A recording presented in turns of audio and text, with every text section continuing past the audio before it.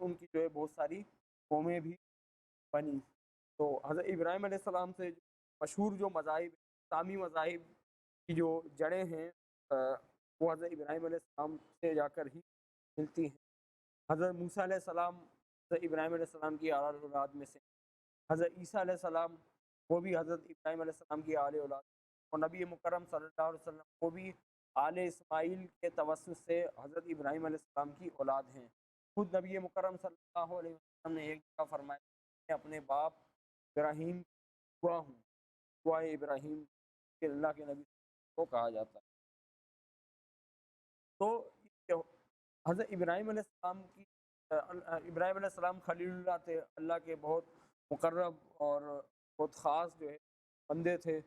تو ان کی مناسبت کی نسبت سے جتنی بھی قومیں آئیں اور اللہ تعالیٰ نے کو بھیجا تو ان کے اوپر اللہ تعالیٰ نے بہت زیادہ خاص اور خصوصی انعامات کیے۔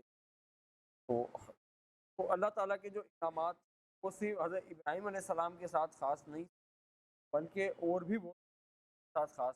یہودی جو یہ دعویٰ کرتے ہیں کہ صرف ہم ہی ابراہیم علیہ السلام کی حقیقی آل و اولاد ہیں، تو ان کا دعویٰ بھی غلط ہے۔ وہ ایسی بات نہیں کہ اللہ تعالیٰ بنی اسرائیل کے اوپر انعامات نہیں کیے، اللہ تعالیٰ نے ان کو بہت انعامات کیے ہیں۔ سورہ بقرہ کے اندر یہ جگہ جگہ بات کا تذکرہ کرتا ہے۔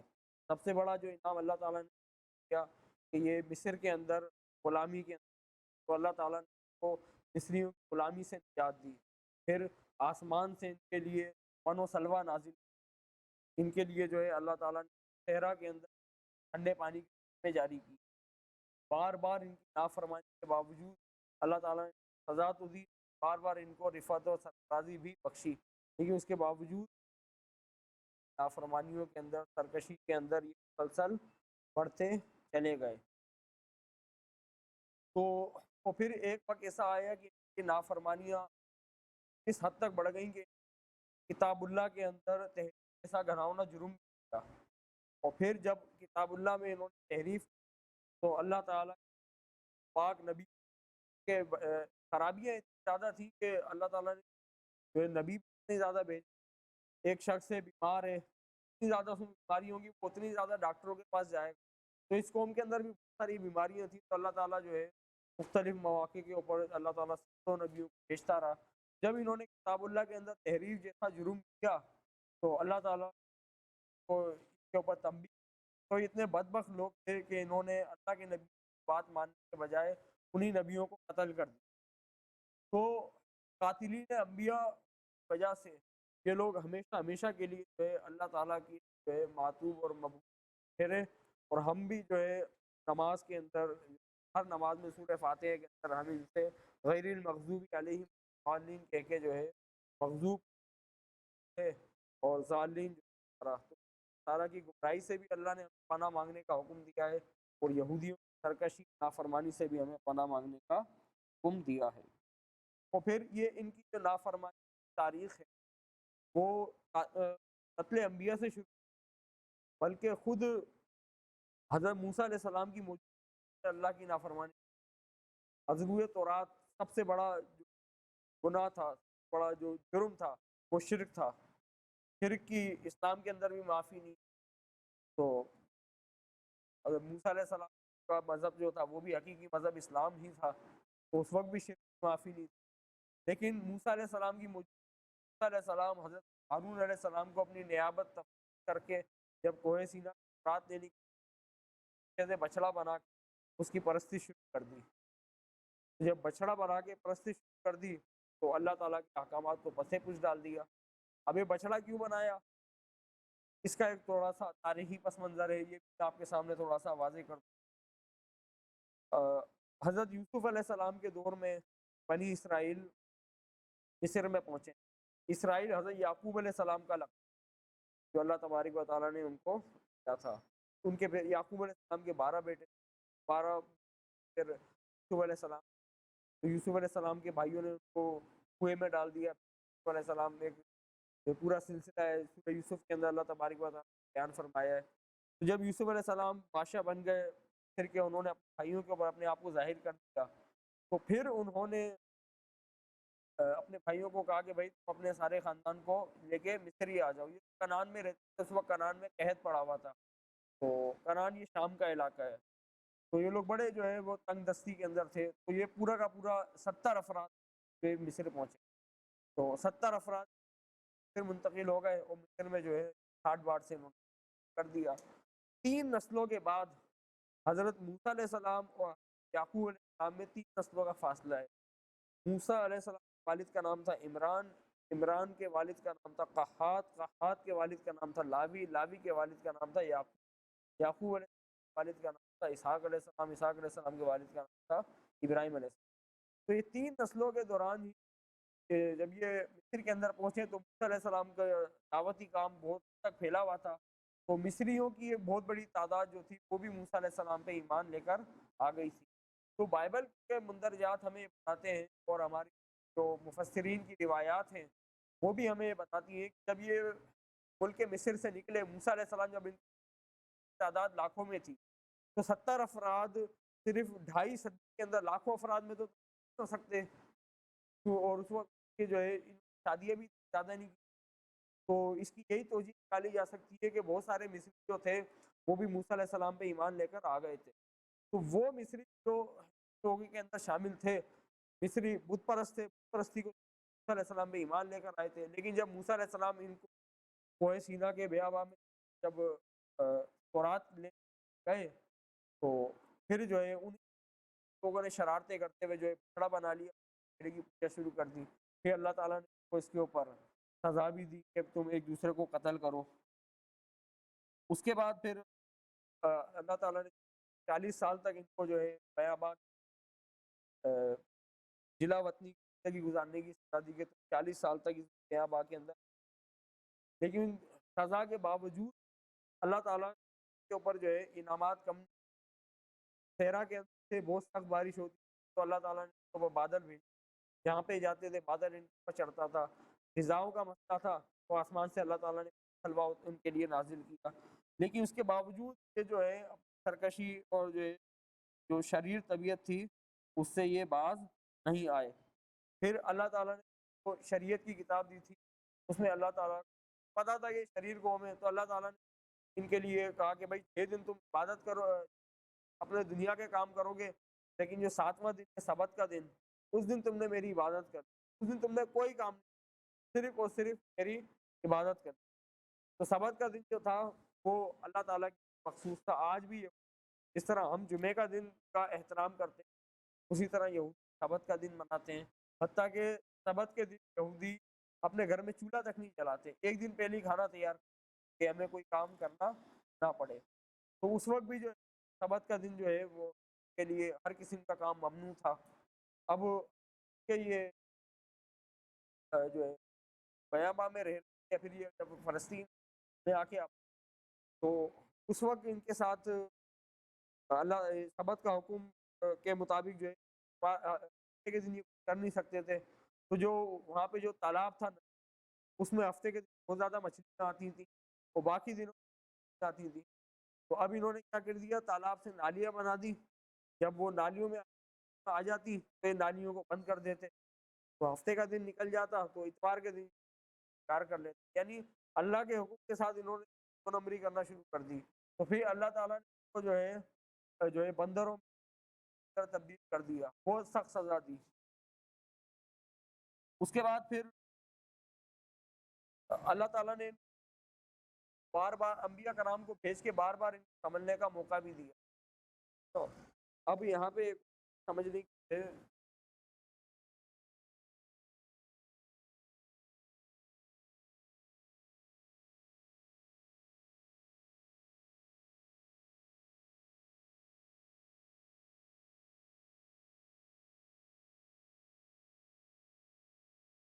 بنی اسرائیل اور یہودیوں میں فرق. قرآن کریم بنی اسرائیل کو مخاطب کرتا ہے جگہ جگہ. اب حضرت موسیٰ علیہ السلام کو لے کے مصر سے نکلے تو 40 سال تک بیاباں کے اندر رہے. اس کے اندر موسیٰ علیہ السلام کا بھی انتقال ہو گیا. تو موسیٰ علیہ السلام کے بعد جو موسیٰ علیہ السلام کے خلیفہ تھے حضرت یوشع علیہ السلام، ان کو یشوع بھی کہا جاتا ہے. تو یوشع علیہ السلام کو لے کے فلسطین کے اندر آ گئے. वहाँ पे ये आबाद हुए। के पास ज़मीन उस वक़्त ये 1200 क़ब्ल मसीह का ज़माना, उस वक़्त पूरी दुनिया यहूदी कौम ऐसी थी के पास ज़मीन अपनी ज़मीन नहीं, ये बिल्कुल जो है खाना बदोश के लोग थे। तो इन्होंने फ़लस्तीन में जो है लड़ाइयाँ शुरू कर दी, वहाँ पे जो कौमें रह रही थी दरअसल जो है नूह अलैहिस्सलाम के पुत्रों की ही जो है औलादें थी। तो उनसे जो है लड़ाई शुरू की। बहरहाल अल्लाह ताला ने एक बार इनकी मदद की, तो अल्लाह ताला ने हज़रत दाऊद अलैहिस्सलाम को शाऊल को इनके अंदर मबूस फ़रमाया, उनकी क़यादत में जिहाद किया और इन्होंने हासिल कर ली। तो दाऊद अलैहिस्सलाम जब पहले बाज़ाब्ता तौर पे बादशाह बने बनी बनी इसराइल के, तो दाऊद अलैहिस्सलाम वक़्त के नबी थे। अल्लाह ताला ने उनको ज़बूर जैसी किताब दी थी। वो जब ज़बूर पढ़ते थे तो आसमान से उड़ने वाले परिंदे सुनने के लिए आए थे, दरख्त जो है ठहर जाते थे, वक़्त रुक जाता था, अल्लाह ताला ने उनको आवाज़ दी थी। तो दाऊद अलैहिस्सलाम के बाद फिर हज़रत के बेटे हज़रत सुलेमान अलैहिस्सलाम बनी इसराइल के बादशाह बने। तो सुलेमान अलैहिस्सलाम के दौर सल्तनत काफ़ी वसी हो गई थी। तो ये इनका जो मूसा अलैहिस्सलाम का ज़माना 1400 कबल फिर 1200 कबल मसीह के अंदर ये तकरीबन ये के अंदर आ गए। 100 साल इनके जंगों का ज़माना रहा है, जिसको काज़ियों का ज़माना कहा जाता है। इस ज़माने में बनी इसराइल के ऊपर बादशाहों की बजाय काज़ी हुक्मरानी करते, जो बुज़ुर्ग होते थे कौम के। फिर तकरीबन 1100 कबल मसीह के आखिर के अंदर हज़रत दाऊद अलैहिस्सलाम की हुकूमत कायम हुई।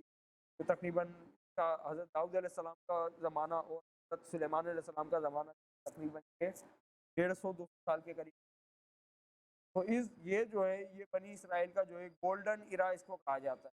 सुनहरी दौर बनी इसराइल के जो कौम यहूद के जो 2 जो है गोल्डन इरा, एक ये हज़रत दाऊद अलैहिस्सलाम का ज़माना, सुलेमान अलैहिस्सलाम का ज़माना और दूसरा वो ज़माना जब स्पेन से ईसाइयों ने जबरन बेदखल किया और इन्होंने सल्तनत उस्मानिया के अंदर पनाह ली। तो उस वक़्त ये सल्तनत उस्मानिया के अंदर मुसलमानों के ज़ेर इंतज़ाम ये इंतहाई सुकून और अमन से रहे। तो उस दौर को अपना जो गोल्डन इरा कहा जाता है। हत्ता कि जो मुसलमान खलीफा था, यहूदी को जो मुसलमान हो गया, उसको अपना ना सिर्फ़ मुशीर ख़ास बनाया, खलीफा वक़्त ने अपनी बहन की शादी उससे कर रखी। तो इतने जो है मुसलमानों ने इनको जो है सपोर्ट किया। तो हज़रत सुलेमान अलैहिस्सलाम के इंतकाल के बाद उनका बेटा जो रहबाम था, वो बुत परस्ती के अंदर पड़ गया। तो जब वो बुत परस्ती के अंदर पड़ा, तो जब बादशाह गुमराह हो गया तो ऑटोमेटिक गुमराह हो गई। तो ये जो ज़माना बनता है, ये तकरीबन 950 कबल मसीह से लेकर साढ़े 500 कबल मसीह तक, ये तकरीबन 400 साढ़े 400 साल का ज़माना है।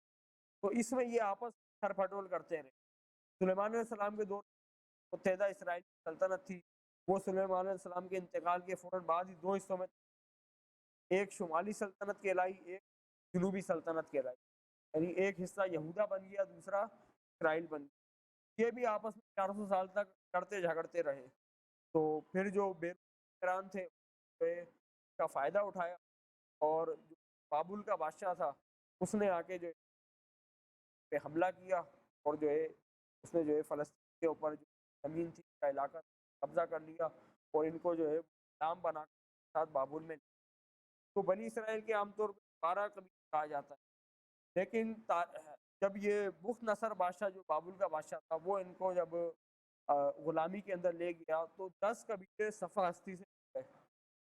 इनको जो है ये 10 ट्राइब्स हैं, के तारीख़ में इसका कुछ पता नहीं चलता। जो जो स्कॉलर्स हैं, रिसर्च करने वाले हैं, उन्होंने इस बारे में हाइपोथेसिस पेश किए हैं कि मुमकिन है कि वो फलाँ जगह चले गए हों, मुमकिन है कि वो फलाँ जगह, लेकिन हतमी तौर पे कोई राय कायम की जा सकती कि वो 10 कबीले कहाँ गए। आज के जो बनी इसराइल हैं, ज़्यादातर जो है यहूदा के कबीले और बिन्यामीन। एक रिवायत ये कि जो पठान हैं, बनी इसराइल में से, वल्लाहु आलम बिस्सवाब। तो हज़रत सुलेमान अलैहिस्सलाम के बाद जब ये लोग बुत परस्ती के अंदर बढ़े, तो जो बुत परस्ती करने वाले जो शरीर किस्म के लोग थे, वो आगे यहूद कहलाए। उन्होंने अपने आप जो दामन था, वो हज़रत याकूब अलैहिस्सलाम की तालीमात थी, या जो शरीयत मूसा की जो तालीमात थी, हज़रत इब्राहीम अलैहिस्सलाम توحید کی تعلیمات تھی ان سے پھیرا اور اپنی خواہشات کو جو اپنا مذہب بنا لیا۔ تورات کے اندر تحریفات کی، اللہ کے نبی قتل کیا، بائبل کے اندر جگہ جگہ ان لوگوں کی جو ہے مذمت کی گئی ہے کہ یہ لوگ بت پرستی کرتے ہیں، یہ لوگ جو ہے شرابیں کرتے ہیں، شرابیں پیتے ہیں، یہ بدکاریاں کرتے ہیں، کہ اللہ کے جو احکامات کو نہیں مانتے۔ تو سلیمان علیہ السلام کے وقت تک یہ بنی اسرائیل ہی تھے، لیکن اس کے بعد جو ہے یہ جو ہے پھر یہودیوں کی ابتدا ہوئی۔ تو یہودی جو ہے حضرت یعقوب علیہ السلام کے سب سے بڑے بیٹے کا نام یہودا تھا۔ یہودا کی مناسبت سے جو ہے کہ خود کو یہودی کہتے ہیں۔ بہرحال اس کے بعد پھر جب بخت نصر بادشاہ اپنے ساتھ بابل لے گیا تو انہوں نے اس کے خلاف کوئی خاص اسٹرگل نہیں کی کہ یہ اس کے خلاف جہاد کرتے، اور پھر یہ جہاد کرنے علیہ السلام کو اللہ تعالیٰ نے حکم دیا تھا کہ اگر تمہیں یہ ارض مقدس چاہیے تو جو ہے قوم کے ساتھ جہاد کرو۔ یہ بدبخت لوگ انہوں نے موسیٰ علیہ السلام کو کہا کہ موسیٰ آپ اور آپ کا رب جا کے لڑیں، ہم تو یہاں پہ بیٹھے ہوئے ہیں۔ تو انہوں نے جو ہے طاغوت وقت کے طاغوت کے خلاف جو ہے تلوار بھی نہیں اٹھائی، تو اللہ تعالیٰ نے پوری کی پوری قوم کو اجتماعی طور پر غلامی کے اندر ڈال دیا۔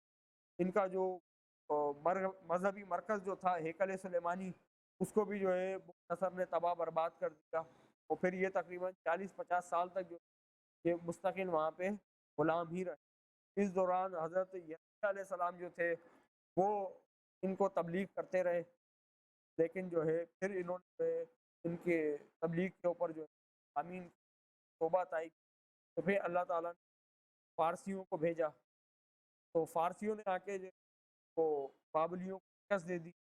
تو بابلیوں کو شکست دے دی تو فارس کا جو بادشاہ تھا سائرس، اور اس کو اردو میں کہتے ہیں انگریزی کے اندر سائرس، تو سائرس جو تھا اس نے یہودیوں کو کہا کہ آپ واپس جاؤ فلسطین، اور واپس جا کے ہیکل بھی بناؤ، وہاں پہ مذہبی آزادی۔ تو یہ واپس فلسطین آ گئے، تو فلسطین تو واپس آ گئے، تو عمل داری جو وہ عملاً جو تھی فارسیوں کی، تو لہٰذا یہ بابلیوں کی غلامی سے نکل کے فارسیوں کی غلامی کے اندر تورات کے اندر اللہ تعالیٰ اسرائیل کو حکم تھا کہ تو اپنے اوپر اپنے کسی غیر اسرائیلی کو بادشاہ نہ بنانا، یعنی غیر اسرائیلی کوئی ان کا بادشاہ نہیں بن سکتا تھا، اور اگر غیر اسرائیلی بادشاہ بنے تو حکم تھا کہ وہ خلاف لڑائی کرے۔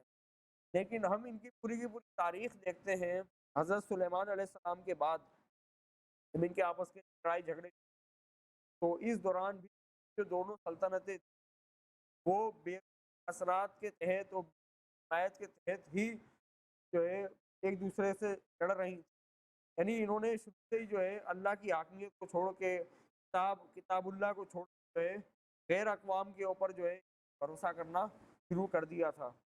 تو پھر جب یہ فارسیوں کی غلامی کے اندر آئے تو فارسی بھی بت پرست تھے، جو ہے مجوسی تھے، کے اندر یہ آگ کی پوجا کرتے تھے، تو بہت سارے یہودی تھے انہوں نے فارسی اثرات بھی اپنے اندر لے لی، تو لیکن انہوں نے فارسیوں کے خلاف مزاحمت نہیں اور نہ ہی اس دوران جو ہے اپنی سلطنت قائم کرنے کی کوششیں کیں۔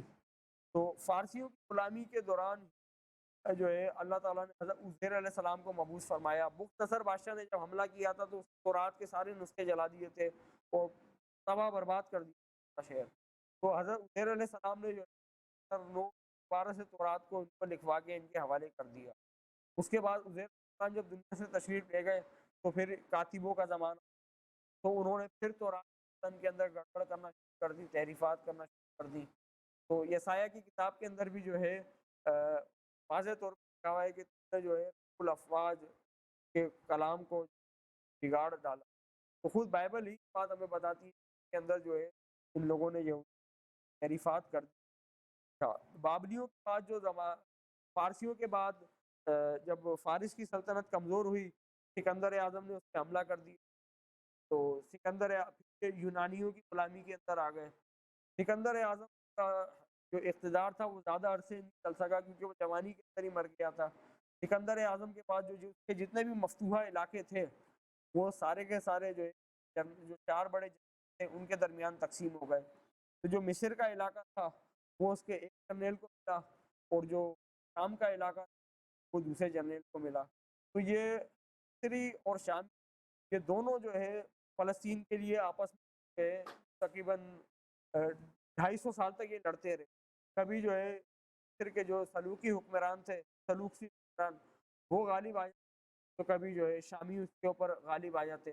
بہرحال یہ اس دوران مصریوں کی غلامی میں شامیوں کی غلامی کے جو چکی کے پاٹوں کی طرح آپس میں لوگ پستے رہے یونانیوں کے بعد، اور یہ غلامی در غلامی کا سفر یہ ان کا چلتا رہا. اس کے بعد پھر جب یونانی سلطنت کمزور ہوئی، تو اس کے بعد پھر رومنز نے ان پر حملہ کیا، اور رومنز آ کے جو ہے قابض ہو گئے.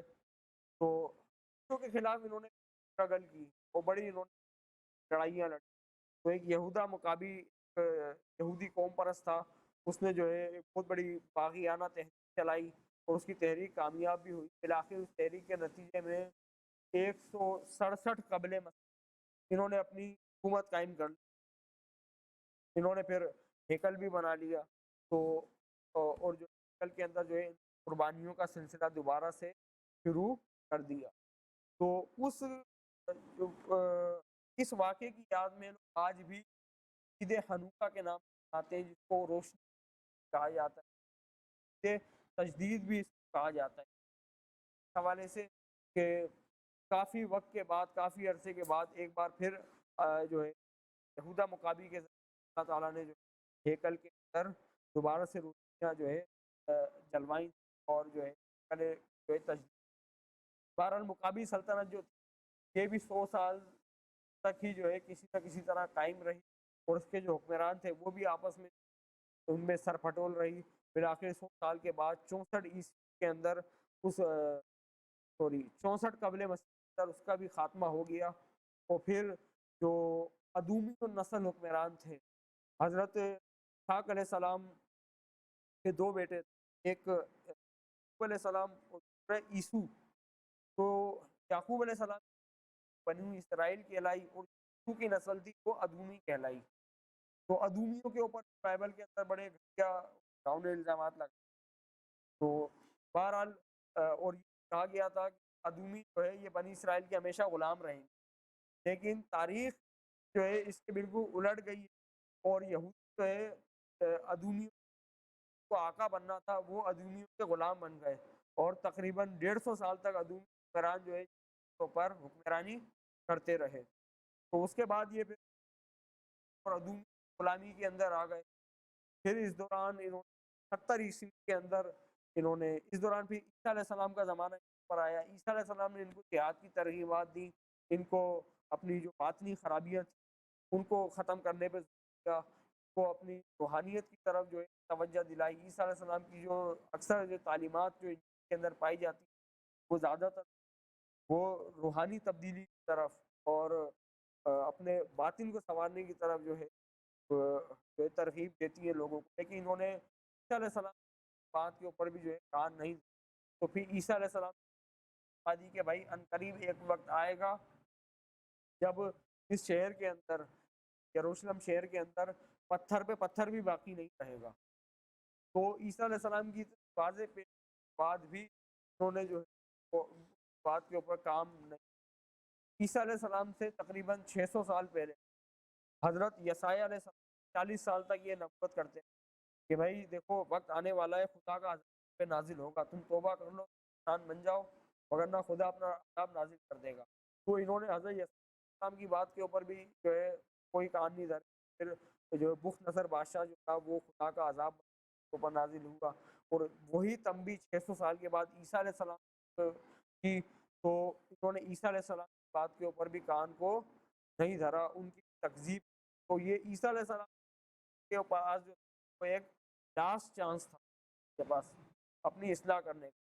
جب انہوں نے چانس کو بھی گنوا دیا تو عیسیٰ علیہ السلام کے آسمان تشریف لے جانے کے صرف 40 سال کے بعد جو ہے انہوں نے جو ہے دوبارہ جو ہے یہودیوں نے جب بغاوت نے جو ہے فلسطین کے اندر جو ہے بڑے پیمانے کا قتل عام کیا، اور پھر ان کو جو ہے فلسطین سے نکال کے پورے کے اندر بھیگر کر دیا. ہیکل دوبارہ سے تباہ برباد کر دیا. تو 2000 سال آج جو ہے ہیکل کا کوئی وجود نہیں ملتا. تو جب یہ فلسطین سے بے دخل کر دیا، دنیا کے اندر پھیل گئے، تو اس دوران یہ مختلف قوموں کی غلامی کے اندر جو تھے وہ رومنس کی انڈر تھے، وہ بڑے معتوب رہے ان کے. اسی دوران عیسائیت ایک مذہب کے طور پر ظاہر ہوئی، اور چوتھی صدی کے اندر جو رومی بادشاہ قسطنطین تھا، اس نے سیاسی مصلحتوں کے پیش نظر نے عیسائیت کو قبول کر لیا.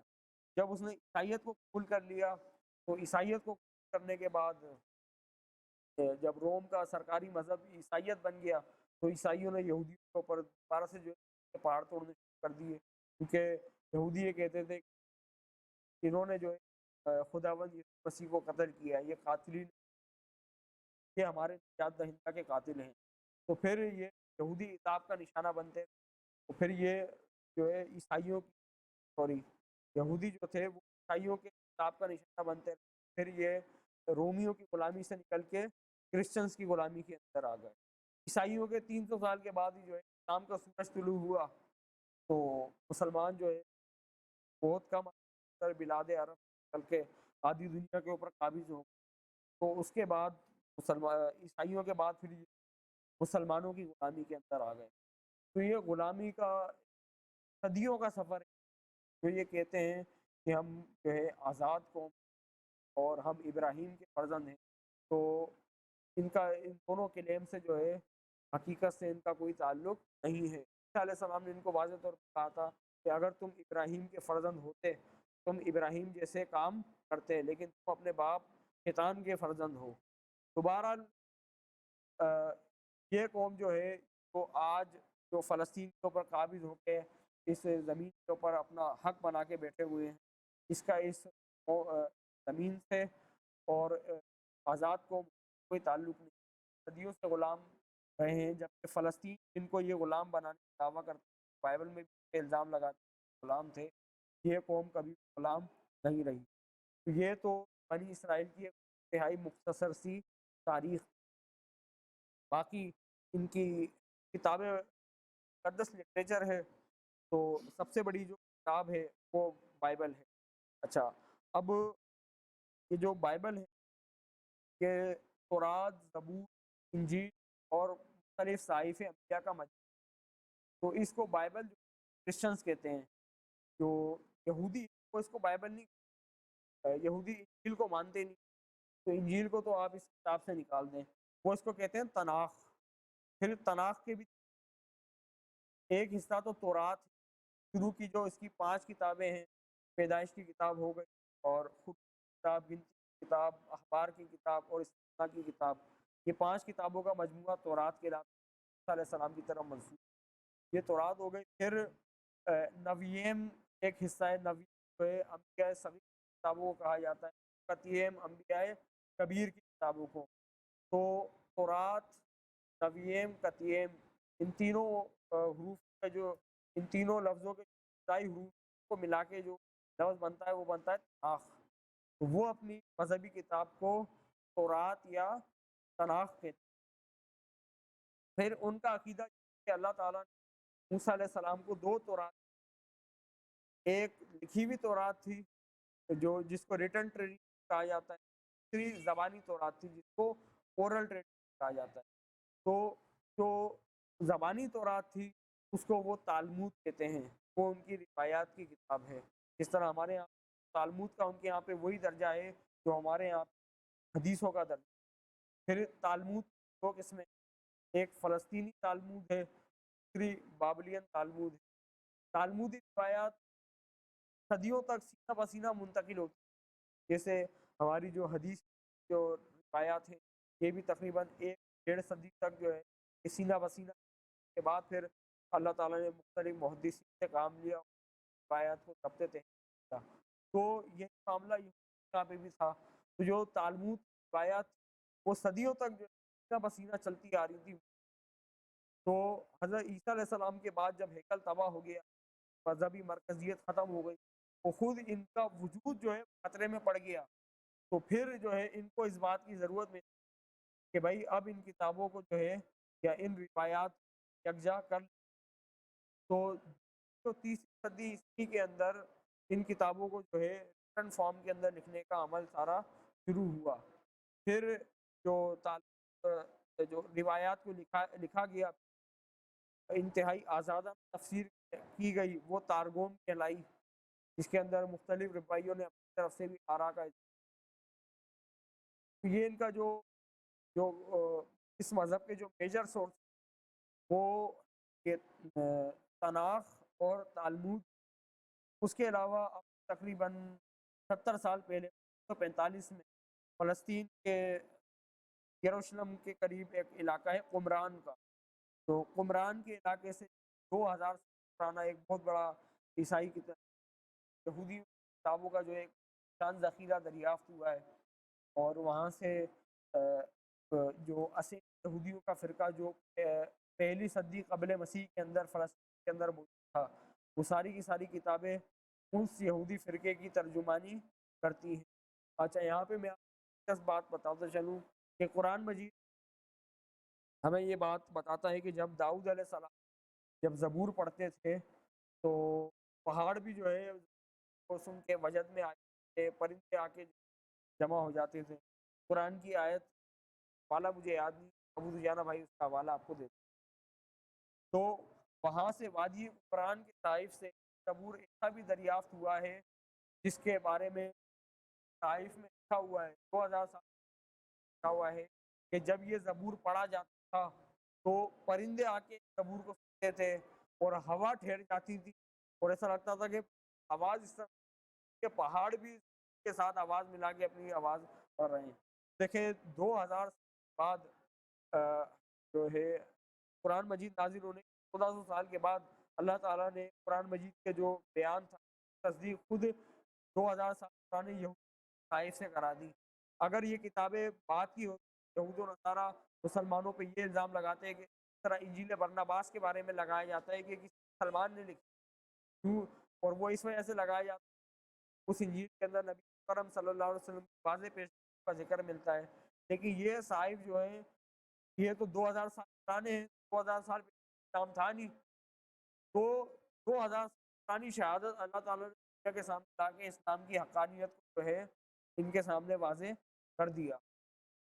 اس کے علاوہ پھر ان کی عیدیں ہیں، جو سب سے بڑی عید جو ہے وہ عید فصح کہلاتی ہے، یہ جو کل کی جو کیا ہے کل یہودیوں کی عید فصح کا دن، عید فصح کا موقع یہ تھا کہ جب یہ بنی اسرائیل ملک مصر کے اندر تھے تو موسیٰ علیہ السلام فرعون کو باہر آ کر ان کو میرے ساتھ جانے دو، تو فرعون مصر کے غلام ملے ہوئے ہیں، وہ کیسے ان کو آسانی سے جانے دیتے، تو فرعون مانا نہیں، تو پھر اللہ تعالیٰ نے مختلف عذاب بھیجے مصریوں کے اوپر، ٹڈیوں کا عذاب بھیجا، جوؤں کا عذاب بھیجا، ٹکوں کا عذاب بھیجا، خون کا عذاب بھیجا، لیکن پھر بھی یہ لوگ فرعون جو ہے اپنی سرکشی سے باز نہیں آئے۔ پھر اللہ تعالیٰ نے موسیٰ علیہ السلام کو کہا کہ بھائی تم آج کی رات جتنے اسرائیلی ہیں وہ سب ایک جانور ذبح کریں گے اور جانور کو ذبح کر کے اس کا خون اپنے دروازوں پر لگائیں گے، تو رات کو موت کا فرشتہ بھیجوں گا، تو جس دروازے پہ لگا ہوگا موت کا فرشتہ اس دروازے پہ نہیں جائے گا، اس دروازے پہ نہیں لگا ہوگا موت کا فرشتہ اس گھر میں اس کا جو سب سے بڑا بیٹا ہوگا نا اس کو مار دے گا، پہلوٹے بیٹے۔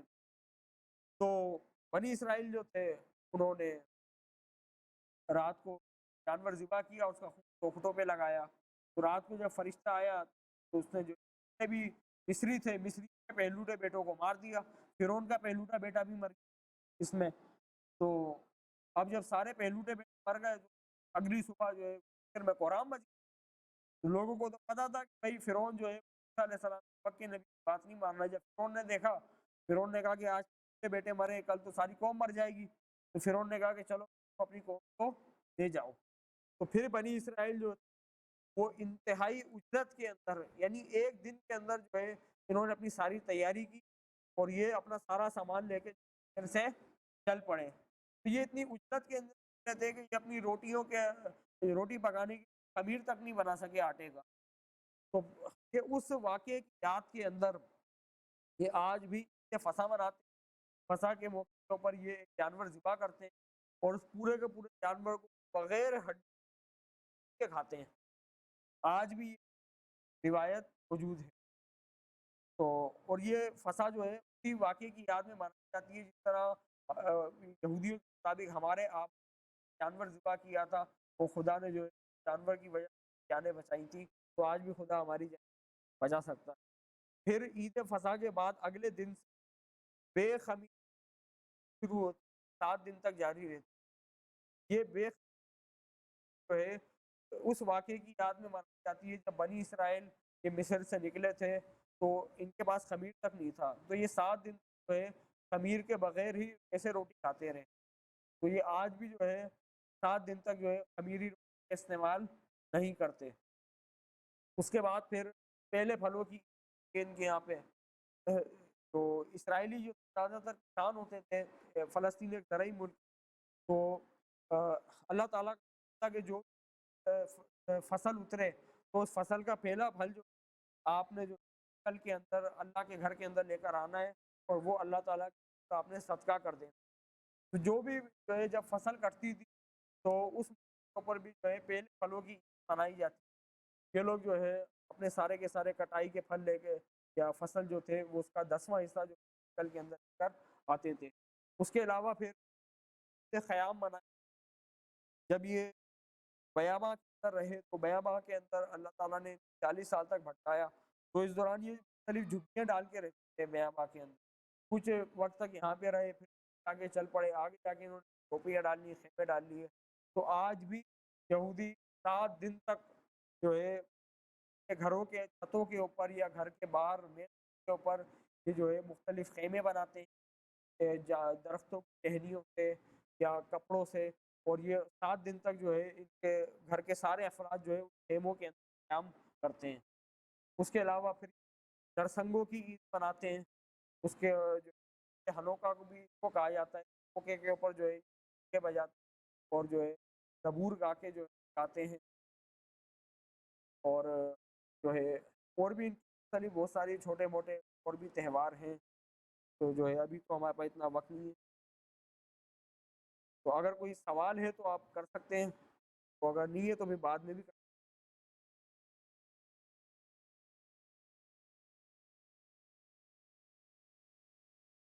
نہیں، ان کا قمری کیلنڈر ہے جو یہودیوں کا کیلنڈر ہے، وہ جو ہے وہ بھی مسلمانوں کے کیلنڈر کی طرح ہی، یعنی جس طرح ہمارا دن سورج غروب ہونے کے بعد چاند نکلنے کے ساتھ ہی شروع ہوتا ہے نا، تو ان کا دن بھی سورج غروب ہونے کے بعد ہی شروع، ان کا کیلنڈر اور مسلمانوں کا کیلنڈر ایک ہی ہے، صرف سالوں کا فرق۔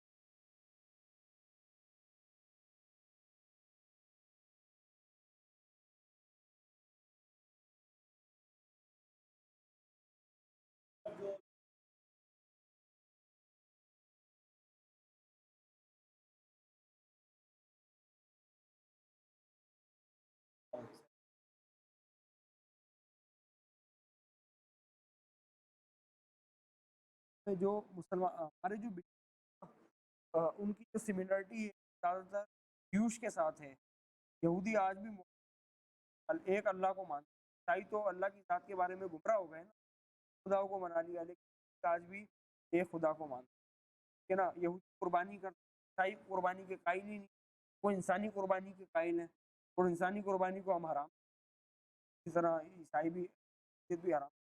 اب بات یہ ہے کہ اللہ تعالیٰ نے نصارہ کا ہے نا کہ نصارہ مسلمان، تو نصارہ جو ہے یہ وہ لوگ تھے جو جن کے پاس نبی کرم صلی اللہ علیہ وسلم کی قیامت کی واضح پیشگوئیاں موجود ہیں۔ حضرت سلمان فارسی رضی اللہ عنہ، یہ فارس سے کہ نا یہ ایک پادری کے پاس رہے، سالوں رہے یہ کی خدمت میں۔ جب وہ مرنے لگا تو پھر اس نے بتایا کہ بھائی ایک آئے گا والی سر، تم وہاں چلے جاؤ، وہاں پہ وہ نبی ملے گا، تو اس نبی کے ہاتھ پہ تم ایمان لے کر آ جانا۔ تو وہ وہاں سے چلے راستے میں اسلام بنا لیا۔ تو اس کو پتا تھا نا۔ پھر اللہ کے نبی صلی اللہ علیہ وسلم جب کم عمری کے اندر جب ملک شام کی طرف گئے تو راستے میں جو ہے وہ بحیرہ راہب تھا، اس نے جو ہے کہا طالب کو کہا کہ بھائی اپنے بھتیجے کو فوراً لے جاؤ، ورنہ جو ہے کہ شام کے یہودیوں نے نا وہ مار دیں گے۔ تو وہ حضرت طالب فوراً اس طرح میسرہ راہب کا بھی ایک روایت ملتی ہے، اس نے بھی جو ہے کو پہچان لیا تھا۔ پھر نجاشی بادشاہ کا کیا نا بھائی گرا گیا ہونے لگا سورہ مریم پڑھ کے، تو پھر وہ اللہ کے نبی کو مان لے آئے۔ ہرقل روم، بخاری شریف کی روایت ہے، جو حضرت ابو سفیان اس وقت تک مسلمان نہیں ہوئے، جو ہرقل روم تھا، روم کا بادشاہ، اس نے جب اس کے پاس دعوت اللہ کے نبی صلی اللہ علیہ وسلم خط پہنچا تو اس نے کہا کہ بھائی عرب کے لوگ ہیں تو بلاؤ، میں معلومات کرتا ہوں۔ تو حضرت ابو سفیان سخت ترین دشمن تھے اس وقت مسلمانوں کے، لیکن آپ وہ مکالمہ پڑھیں، حضرت ابو سفیان جیسا بندہ جو نبی مکرم صلی اللہ علیہ وسلم کے اس وقت انتہائی خون کی پیاسے دشمن تھے، اسلام کو مٹانے کے در پہ تھے، لیکن وہ بھی جو ہے ساری باتیں انہوں نے سچ سچ بیان کی۔ وہ ہرقل روم نے خود کہا کہ میرے کو پتا تھا وہ نبی آنے والا ہے، اور میری بڑی خواہش ہے، تمنا ہے کہ کاش میں جاتا اور اپنے ہاتھوں سے اس نبی کے پاؤں دھو۔ اب اپنے شاگردوں کے جو کسی کو استاد بنانے کی صلاحیت کے اندر پاؤں دھوئے، جو اس کو ہم استاد مانتے ہیں نا، ایک رسم ہے بقا علیہ السلام سے بھی اس بات ثابت۔ تو اس نے اسی بات کا حوالہ کہا کہ میں اس کے پاؤں دھوتا، لیکن اس کی جو کی وجہ سے وہ ایمان نہیں لے کر آیا۔ تو اس طریقے سے سارے لوگ ہیں جو اللہ کے نبی صلی اللہ علیہ وسلم پر جو ہے وہ ایمان لے کر انہوں نے اللہ کے نبی اس طریقے سے پہچان لیا، اس طرح جو ہے انہوں نے اپنی اولاد کو پہچان۔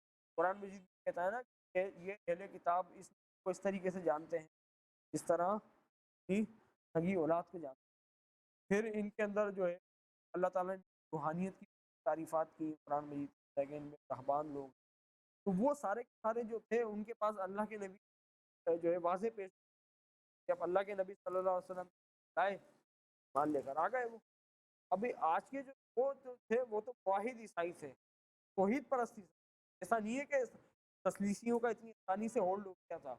جتنے بھی موحد عیسائی تھے وہ سارے کے سارے جو ہے اسلام کے اندر آ گئے۔ اب جو ہیں گمراہ لوگ ہیں، تبھی تو ہم ہر نماز کے اندر دعا کر رہے ہیں کہ اللہ تعالیٰ مغضوب علیہم ولا الضالین، ہمیں ضالین نہیں۔ تمام مفسرین نے ضالین کے بارے میں یہ لکھا ہے کہ نا، تو یہ جو قرآن مجید نصارہ جن لوگ کہا ہے نا، وہ سارے کے سارے موحد جو عیسیٰ علیہ السلام کی جو ریئل ٹیچنگ کو فالو، اور آج کے جو عیسائی ہیں سارے کے سارے تسلیسی عیسائی ہیں۔ اب تسلیسی عیسائی کیسے توحید مانے گا؟ نجران کا وفد آیا، تو نجران کا وفد آیا تو اس نے اللہ کے نبی سے مناظرہ کرنے کے لیے آیا تھا، تو اللہ تعالیٰ نے آل عمران نازل کرتا کہ اللہ کے نبی ساری باتوں کا ان کا جواب دیتے۔ پھر اللہ تعالیٰ کہا کہ بھائی ٹھیک ہے، اگر تم ہماری بات نہیں مانتے تو پھر تم اس بات پر آ جاؤ جو ہمارے درمیان اور تمہارے درمیان مشترک ہے، اس بات پر آ جاؤ۔ اب مشترک بات کیا ہے؟ توحید۔ تو وہ اس پر نہیں آئے، وہ کیوں کہ ان کو پتا تھا کہ بھائی جس توحید یہ نبی بات کر رہا ہے ہم اس توحید کو مان ہی نہیں سکتے۔ اگر ہم نے اس کو مان لیا تو پھر تو ہم تو کرسچن نہیں رہے، پھر تو مسلمان ہو گئے۔ تو پھر وہ مباہلہ کرنے کھڑے ہو گئے کہ نہیں، ہم توحید کے اوپر تو نہیں کہ ہم آپ سے مباہلہ کریں۔ تو اللہ کے نبی نے کہا ٹھیک ہے بھائی، تم بھی اپنے گھر والوں کو لے آؤ، ہم بھی اپنے گھر والوں کو لے آتے ہیں، آسمان سے فیصلہ کرا لیتے ہیں۔ تو بائبل کے اندر مباہلے کا الیاس علیہ السلام نے مباہلہ کیا تھا، اور جو ہے ایک پوری کی پوری قوم جو تھی وہ ہلاک ہو گئی۔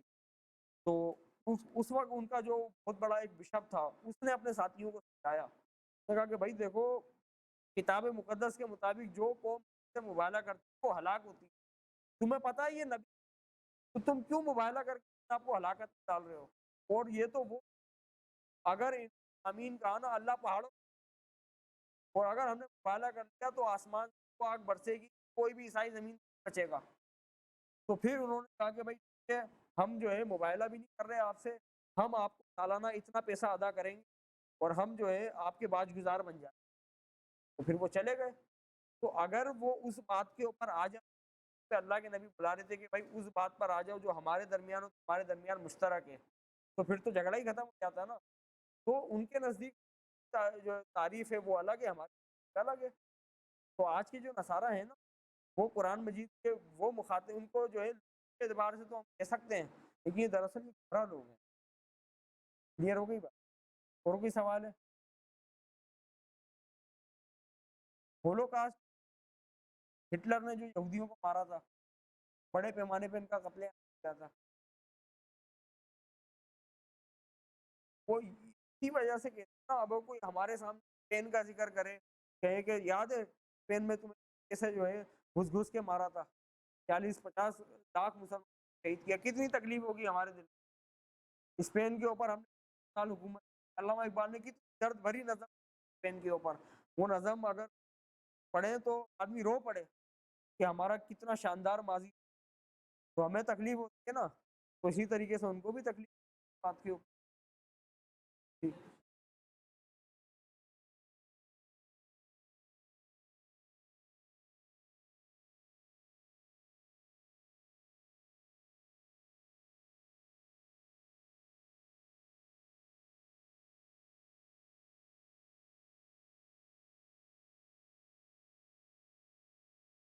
ہاں، اصل میں یہ جو ہے بڑا ڈسپیوٹڈ مسئلہ ہے یہ نا، یہ جو بیت المقدس، بیت المقدس یعنی مسجد اقصیٰ کہہ لیں، بیت المقدس بھی کہہ سکتے ہیں، عیسائی یہودی کلیم کرتے ہیں کہ یہاں پہ ہمارا ہیکل بنا ہوا، ہیکل سلیمانی کو کہتے ہیں۔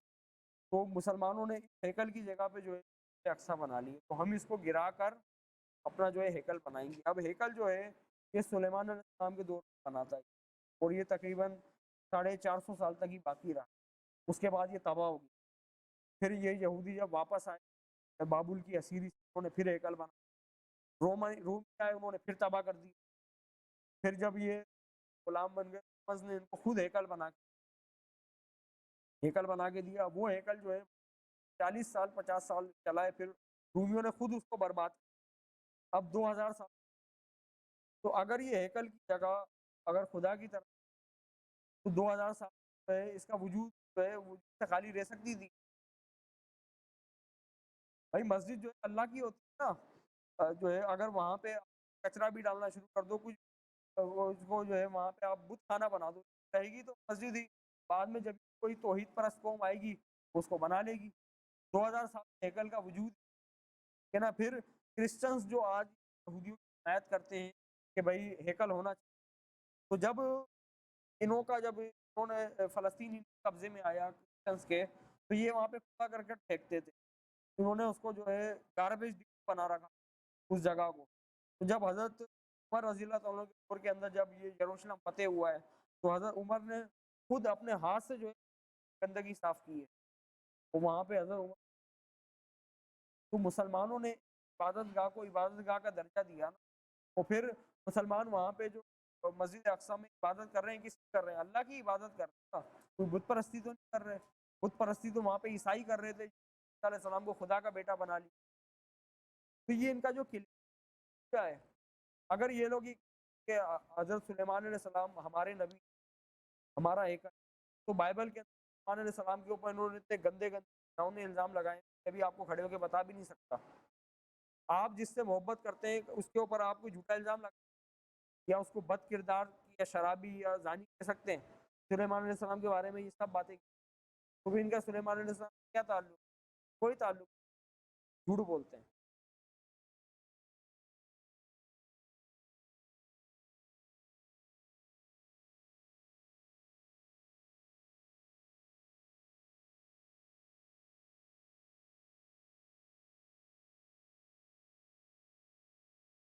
یہ دیوار گریا کے نا، اور جو تومس نے جو ہیکل بنایا تھا نا، یہ آخری دیوار باقی، پورا انہوں نے ہیکل تباہ کر دیا، لیکن اس کی آخری دیوار جو ہے باقی بچی، تو یہ وہاں پہ جا کے جو طرف منہ کر کے عبادت کرتے ہیں، اپنی جو اس ہیکل کی جو عظمت تھی سابقہ عظمت کو یاد کر کے کرتے ہیں، وہ خدا سے دعا کرتے ہیں کہ وہ ہیکل کی عظمت کو دوبارہ سے بنا۔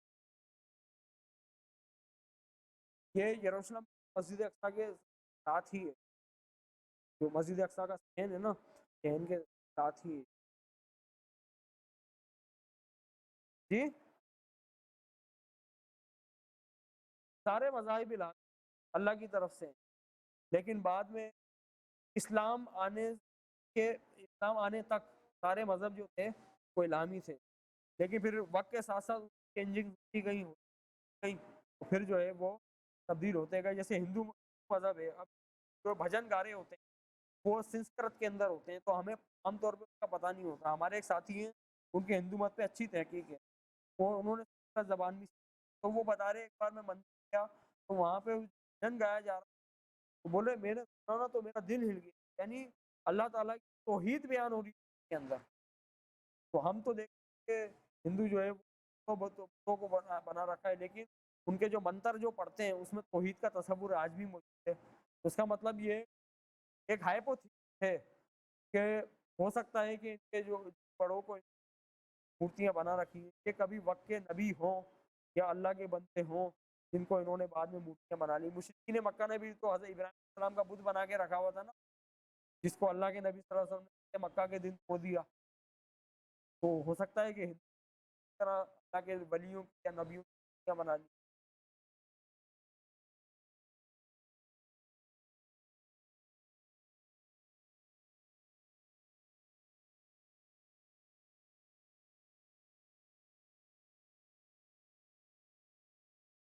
وہ اس حوالے سے ہاں، کیونکہ یہ جو تینوں مذہب ہیں نا، ان کے پاس الہامی کتابیں کسی نہ کسی حد تک موجود ہیں۔ باقی جو مذاہب ہیں نا، الہامی کتابیں کسی حد تک تبدیل ہو گئی، ایسے ان کو نان ریویلڈ مذہب یا غیر الہامی مذہب کہتے ہیں، یعنی ان کی جو کتابیں ہیں وہ اس حد تک تبدیل ہو گئی، الہام ہی ختم ہو گیا اس میں، اس وجہ سے ان کو نان ریویلڈ۔ السلام علیکم۔